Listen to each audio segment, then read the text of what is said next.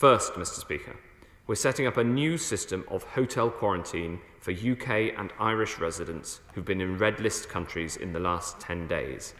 In short, this means that any returning residents from these countries will have to quarantine in an assigned hotel room for 10 days from the time of arrival. Before they travel, they'll have to book through an online platform and pay for a quarantine package costing £1,750 for an individual travelling alone, which includes the hotel, transport and testing. This booking system will go live on Thursday, when we'll also publish the full detailed guidance. Passengers will only be able to enter the UK through a small number of ports that currently account for the vast majority of passenger arrivals. When they arrive, they'll be escorted to a designated hotel, which will be closed to guests who aren't quarantining for 10 days or for longer if they test positive for COVID-19 during their stay. We've contracted 16 hotels for an initial 4,600 rooms, and we will secure more as they are needed.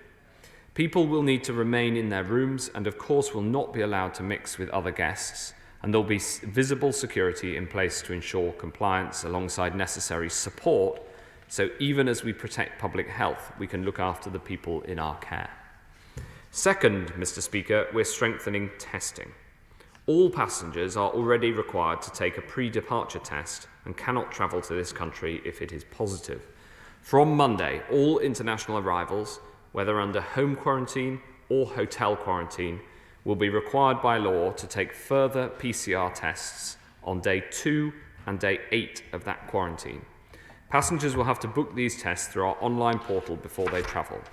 Anyone planning to travel to the UK from Monday needs to book these tests, and the online portal will go live on Thursday. If either of these post-arrival tests comes back positive, they'll have to quarantine for a further 10 days from the date of the test and will of course be offered any NHS treatment that's necessary. Any positive result will automatically undergo genomic sequencing to confirm whether they have a variant of concern. Under home quarantining, the existing test-to-release scheme, which my right honourable friend, the Transport Secretary, has built so effectively, can still be used from day 5, but this will be in addition to the 2 mandatory tests. The combination of enhanced testing and sequencing has been a powerful weapon through this pandemic, and we'll be bringing it to bear so we can find positive cases, break the chains of transmission, and prevent new cases and new variants from putting us at risk. And we'll be putting in place tough fines for people who don't comply. This includes a £1,000 penalty for any international arrival who fails to take a mandatory test, a £2,000 penalty to any international arrival who fails to take the second mandatory test, as well as automatically extending their quarantine period to 14 days, and a £5,000 fixed penalty notice, rising to £10,000 for arrivals who fail to quarantine in a designated hotel. We're also coming down hard on people who provide false information on the passenger locator form.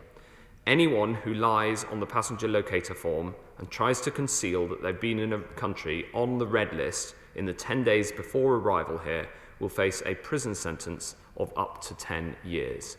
These measures will be put into law